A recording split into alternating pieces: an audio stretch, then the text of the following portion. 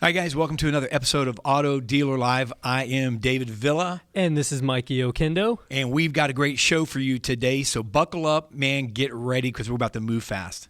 Welcome to Auto Dealer Live.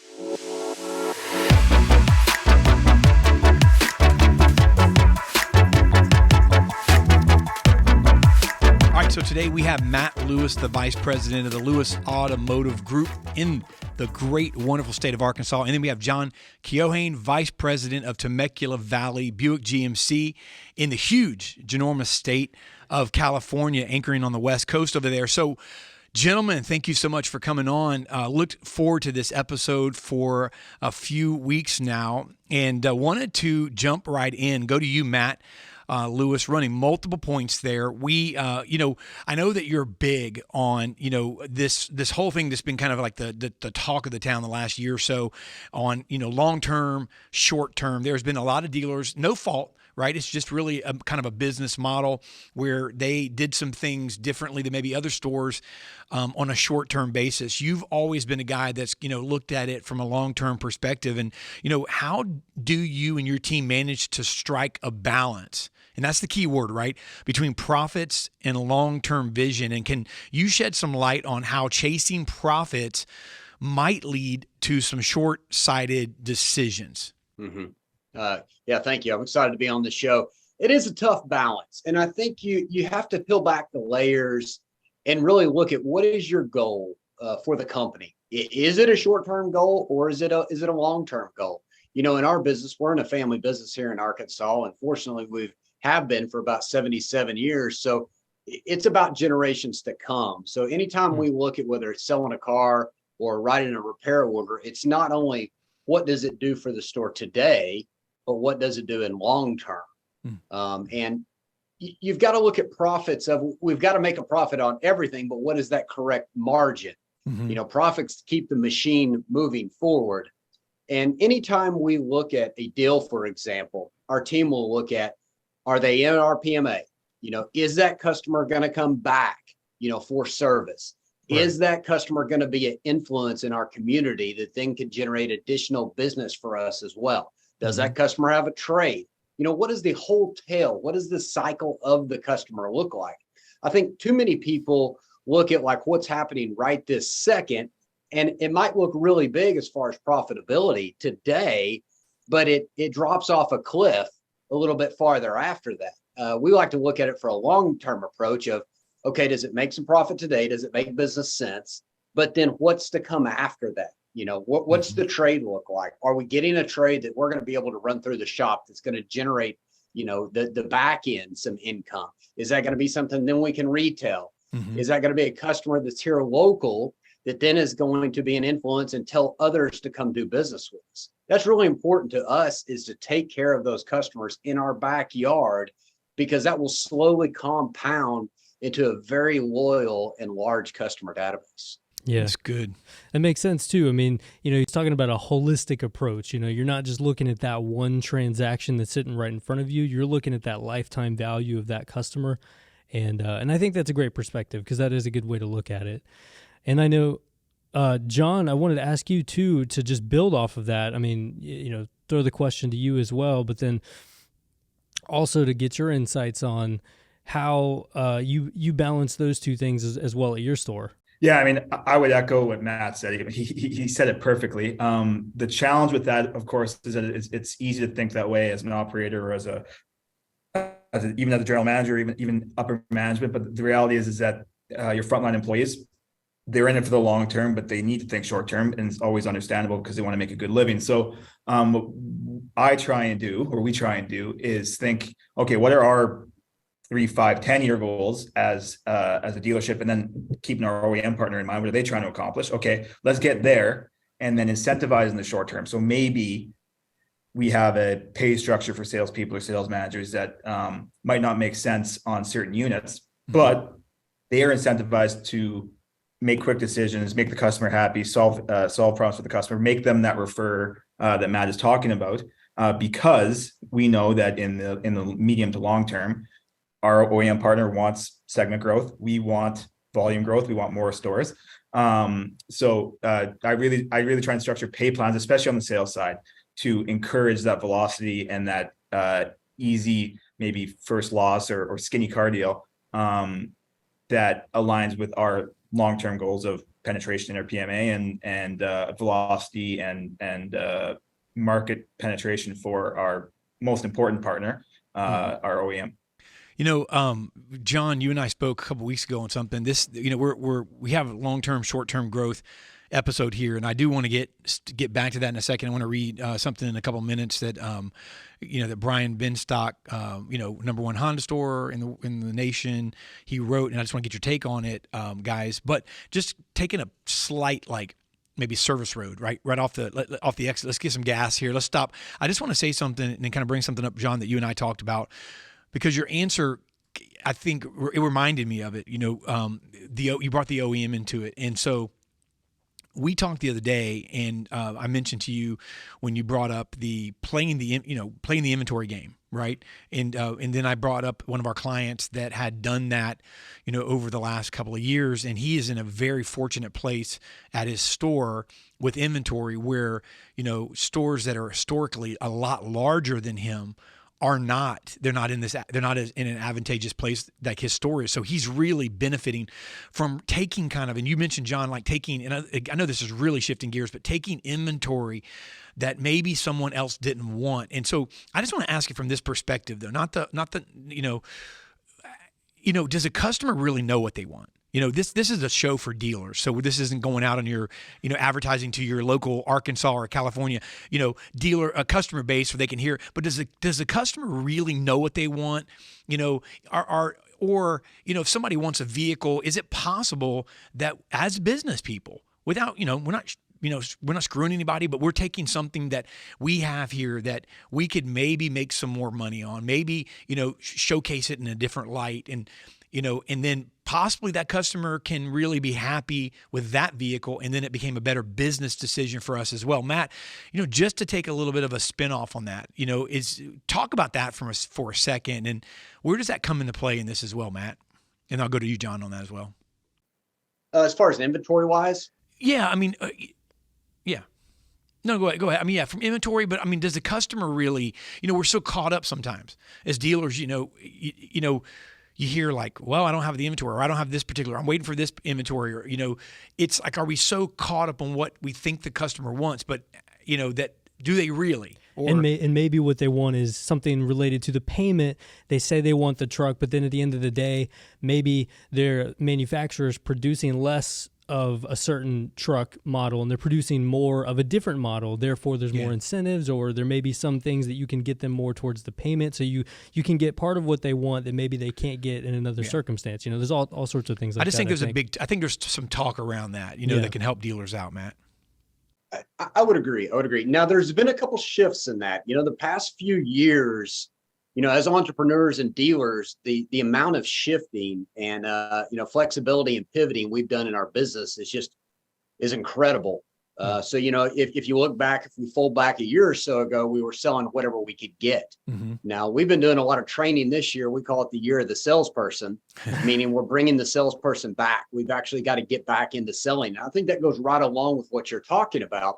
Is consumers do hours and hours and hours of research on the internet.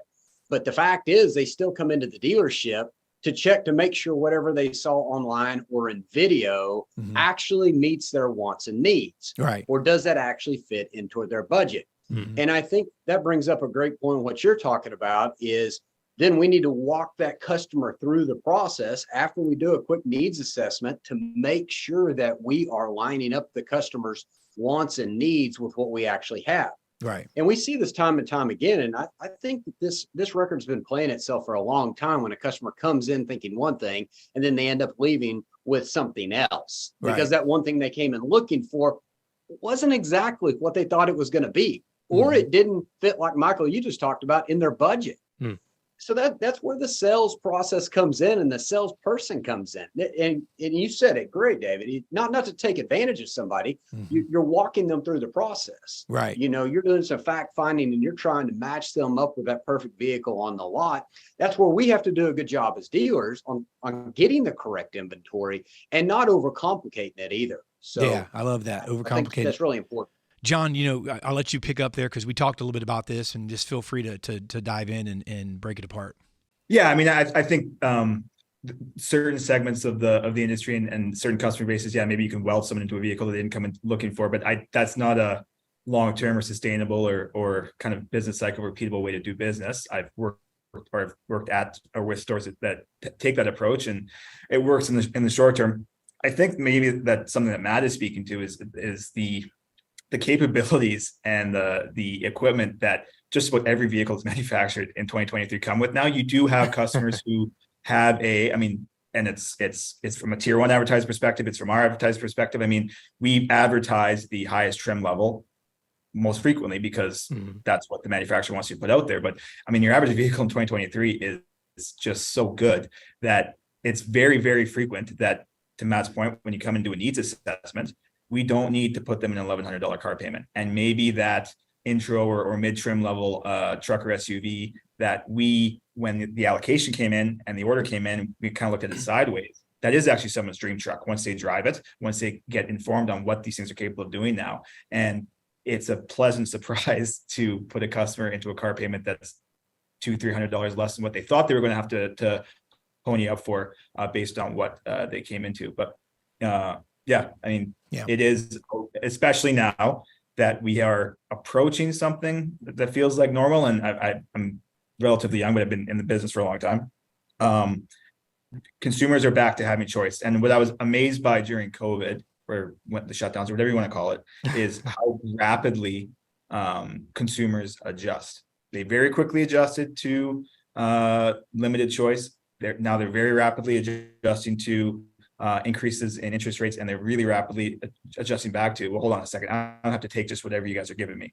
Like I want to be sold to, which is to Matt's point, it's back to basic X's and O's, blocking and tackling from the first touch point with the consumer by the salesperson. That's a good point. Like you said, I mean, there's so many vehicles that manufacturers are making nowadays with incredible options.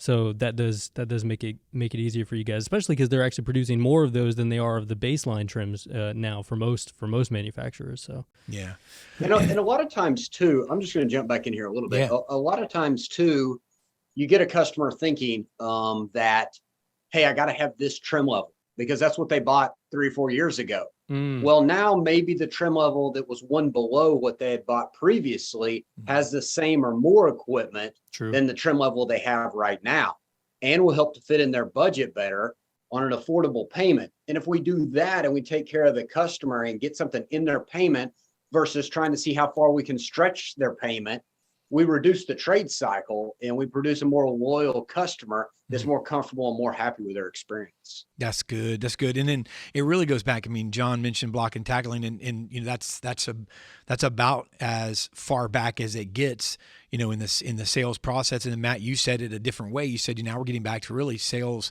and selling cars and training in that respect. And so, John said the customer, he's amazed how the customer adapted in one way and then adapted back. And I wonder if and I'm speaking as an auto business as a whole. You guys are, again, kind of ahead of the curve, but are there some of your colleagues out there that are maybe dragging a little bit with regards to having their salespeople adapt back to selling cars?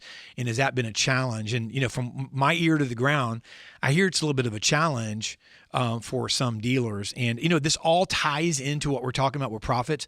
I do want to read something though. You guys both know who Brian Benstock is. Brian's been on our show before in the past several times, but he number one Honda store up in New York. Now he's in Manhattan, so I mean there's I don't know if has something to do with it, but he's a great operator. He said something over LinkedIn that we printed out that fell into this, and I want to get your take on this. He said this: I've never chased profits. I think it's a very short-sighted way of running a business. When we first opened up the Acura store, I was spending $100,000 a month on advertising every month, and we were selling 100 cars. That's $1,000 for every car. In the short term, the numbers are stacked up against me. I was burning through cash. However, my business partner could see progress from the cash invested. He advised me to proceed with caution. In the long term, I was building the foundation of our business. By giving up on some short-term profit, we were able to A, outgrow our competition, B, establish ourselves in the market, and C, provide world-class customer service. And something we couldn't have done from day one if we were too obsessed with profits from the beginning. So, I mean, that sounds really good. I mean, that sounds like a phenomenal post. Is that just across the board, John? I mean, is that just like, does that work for everybody, you think, or is that market specific, or is there anything you would add or take away from maybe that post to the average dealer listening? Now, by the way, before you answer, one thing I did like about this too, sorry, John, we'll go back to you in just a second. I did like the fact that it reminded me of something that you say when we talk to our salespeople sometimes, and I'm sure you guys do this as well, where you talk about not focusing on the money, not focusing on the check, the paycheck, so to speak. You focus on the people, you focus on caring about them. I know that's not necessarily what he said, but I did pull that from that. I thought that was kind of interesting. Focusing on that, and then the money follows you. You connect to the people, the money follows. But anyway, John, so just going back to that, what was your take on the rest of that? Well, that gentleman's more articulate than I am, but that's a very well put, I think, plan and process for especially maybe a smaller or mid-sized store that wants to establish itself in the market. I mean, I wish I'd had that written out properly in November of 2019 when we bought this place, because maybe I could save myself some headaches. But that certainly takes owner alignment. I think the best part about that approach is that if you're successful, at least from a volume standpoint, then your OEM is going to be very happy with you, because you're putting your money where your mouth is and establishing their brand and their product in the marketplace. That's what they want. And if you open up a point or take over a point and you're immediately counting every dollar, you're not going to be achieving what they're hoping for when someone takes over a point, or when someone gets a new point handed to them, or not handed to them when they earn a new point. That said, I do think you want to make sure that whatever your model is in terms of your cost structure on the sales side or in the fixed operations side, that at least you know that you can lead with that aggressive advertising, you can lead with paying people well, you can lead with making sure the customers have a good experience, but you will at least be keeping your head above water, so you can reinvest in the store, or reinvest in the infrastructure, reinvest in new people. You certainly don't want to be at a point where you can't say yes to new opportunities that might come up. So, but yeah, that I'm going to listen to this podcast, transcribe that, and put it on the wall, because that's a fantastic way to think about how to operate. At least we're a mid-size domestic store in a non-major market, and I think it's a wonderful approach to trying to grow your brand and your OEM's footprint in market. Yeah, good. Thank you, John. Matt, I'll go to you on that if you want to add something to it. I mean, again, Brian's obviously successful. You can't take away from what he's done. I'm not sure the first line. I mean, I don't know. I mean, hey, listen, he's been. I mean, I can only take him at his word, but the first line, I mean, it's like, I've never chased profits. I don't know. You're the number one Honda store. I mean, there's a way you're probably, that's a bold statement, but the rest of it makes sense. What could you add to that? Maybe, is that market specific? Does it change per market? I mean, is that something that, that you would say moving away from Manhattan, getting into where you're located in Arkansas, or somebody else that's listening, that might not be able to relate to that kind of population, does anything shift off that statement? I think you just got to make sure it's all scalable in your market. And I think that's where you were going towards. We all have to make profit. The customer expects us to make profit. Like, let's be really honest. Profit's not a bad word. You have to be competitive, yet profitable. If we're not profitable, we can't take care of that extra policy and service. If you're not profitable, you can't pay your employees what you need to pay them to keep them around for a long time. However, you do need to be competitive. This is a competitive business that we're in. Right. So, what I would say there, obviously Brian's wildly successful in his model there.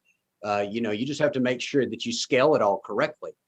If you go out and spend X amount of money, just to generate more solds, as long as you're staffed up and your structure's correct to take care of that customer, then great. We would look at it from the point of view of, are those customers that we're spending all the extra advertising on, are they in our market? And I'm kind of going back to how I answered the first question, is I want to look at it long term. It's great to say I sold 100 vehicles this month, but of those 100 vehicles, which ones am I turning into customers for life? Yeah. Which one am I getting back into my service department? And not only that, which ones are out there on the street and in the workplace talking about their great experience they had with me that then will come do business. Yeah. Yeah. That's good. That's really good. That's one really thing good. Brian did say in that as well that bears bringing up is he said, my business partner could see the cash invested. He advised me to proceed with caution. So there was an investor involved as well. So that might be different for, somebody that's approaching it from a different perspective as well. That's true. There was somebody that was willing to take a risk there. So great comments on both of that, gentlemen. We have, Mikey, you can go to. Just like a startup. Yeah, I agree. Like if you have something with a big investment, you've got runway you can burn through. That is definitely different. I agree. It is different, yeah. And so I agree. Just to close things out, just wanted to go throw one last question at you guys and give you each a chance to respond and before we close things out. But so here's what I was thinking. I was reading this Harvard Business Review article, and we were talking about this internally before we got on the show. And it was talking about, different economic, either a downturn or shifts or like what we've been talking about, right? You got to pivot. And there's so much pivoting that's been going on, and the industry's been great at it for the most part. But here's was an interesting point of the article. They talked about leaders in general at different businesses, and they said, how as a leader, how do you make the trade-off? Make smart trade-offs, because that's kind of part of your role, right? You have to make those decisions. You're the decision maker. So how do you make those trade-offs between what's urgent and important? Market shifts, things happen, inventory changes, volume changes, all the different things that have been going on and that will go on. Manufacturers producing different levels of vehicles, and you have to focus on how to continue to move units no matter what. And like we're talking about, staying profitable, keeping people employed and paid. So, balancing that, I think going back to what we started with, the survival of today and the success of tomorrow. Yeah. And then when you're thinking about those possibilities, what sort of, do you guys have a process or a mechanism for deciding what to do? Like, here's how I rank the importance of different things, and you know what I mean? So what's your internal decision-making and process? Maybe it's not just you, maybe it's your whole team of people for how you move forward regardless of what's going on around you. And let's go back to John first. Yeah, so I think I try not to keep too many complicated ideas in my head at once. So That's smart. We basically when it comes to trade-offs or decision making like that, we basically we've got three priorities. Priority number one are the people that work here. So when we make decisions, we want to make sure that we're making decisions that allow them to have great jobs with great people and go home and enjoy time with their families and feel like they're in a spot where they can grow and have a better 2023 than they had 2023 than they had 2022, and so on and so forth. Second is our customer.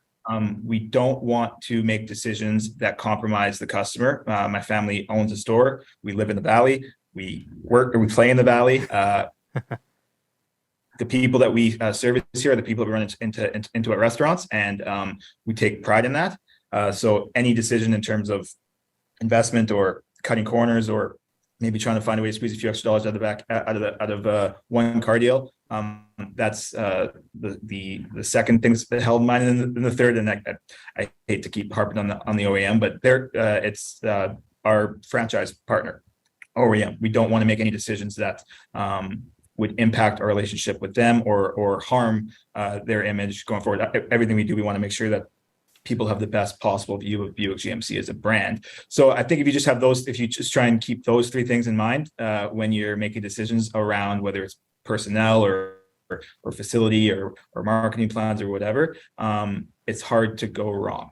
It's interesting, Matt, we're going to go to you for closing remarks on that same question, and it could be like, dittoing some of these things. I know it's hard to follow up when you probably don't have tons of choices, but what's cool about that, John, and I'm not sure if you recognize this or not, really, that's people. Yeah. That's what you said. Number one, people. Number two, people. Number three, people. It's people, which are, your employees. Then you got customers, which are people. And then you got the OEM, which what you're really saying is it's not the function of like how they manufacture the vehicles and how the machines put them together. It's the people. It's like, I want to, the relationship. The relationship. So so all three of those are people. It's amazing in the most technologically advanced period of time that we live in, right? Obviously, it's just moving forward. People, it still comes down to. Matt, you get the closing remarks on that. I mean, what's your process, I absolutely, I'm going to echo a lot of things that you just said and John said as well. One of the things we talk about in our organization is make sure we take care of the internal customer before the external customer. Now, that internal customer is our employees. If we want a great reflection, if we want a great experience for our customers, we got to make sure that our employees have a great place to work and that we're supporting them as a family. So we first look at the internal customer. What can we do to adjust? Maybe it's flexible pay plans, it's creative pay plans, but also time as well. They're here to make a living, to hit their goals, but also to take care of their family. So first, how do we take care of the internal customer, which is the employee? And then we make sure that external customer, the one writing our paycheck, that's funding the accounts, how do we make sure that they're getting a great experience? And I will say with that, especially with COVID, and I think COVID moved ahead a lot of things in the buying process, is how do we adapt to that? And that's changed really rapidly over the past few years, of whether it's pickup and delivery, or if it's remote service, or if it's working a deal remotely, so on and so forth. How do we adapt to that for a better customer experience? Yeah. And then how do we adjust with our people and our processes? David, like you just said, it's all circled around people, and whether the people are our employees or the people as our customers, how do we make sure as a team? I can remember shutting the door with our crew during COVID multiple times. And I said, hey, there's not a playbook for this. We don't know what else is coming down the tracks. But what I can tell you is we're going to clearly communicate, and we're going to put it up here on the dry erase board until we can figure it out. And then we're going to come back and we're going to look at it again, and we're going to adjust, and we're going to keep adjusting until we get this thing right. Yeah, it's good stuff. And that's cool too. That level of authenticity. I think that the people respect that, and they like that. Very much so. Very much so. Well, gentlemen, thank you so much for an awesome time. This is going to be a great, I'm sure it's going to have a lot of people going to comment on this, and can't wait to get it out and get it released. Look forward to listening, and thank you so much for spending time with us. I know you guys are busy, and hope you guys absolutely crush it in August. All right, so that was a fire show. Let me tell you something right now. Let's stack these papers. I'm just going to throw them like Chuck that. 'em. What a show. Mikey? I got a whole deck of papers here. This is insane. Yeah, it was really, really good. And as you can tell from the thick pile of papers, it was a lot of great content. A lot. We couldn't even get to. We couldn't even scratch the surface. However, let me tell you something. Our subscriber base is growing. You guys are amazing. Hey, make sure you comment as well, and just tag us. If you want to be on the show, reach out to us. We have had a lot of dealers reach out, and we want to hear what you're doing in your part of the country and your store and what's going on. But tell the listeners, if this is their first time, how they can find out more info, Mikey. That's right. Make sure to like, subscribe, click on the bell so you get notified every time we post a new episode, and we can't wait to see you next time. Yes, right. Auto Dealer Live, baby.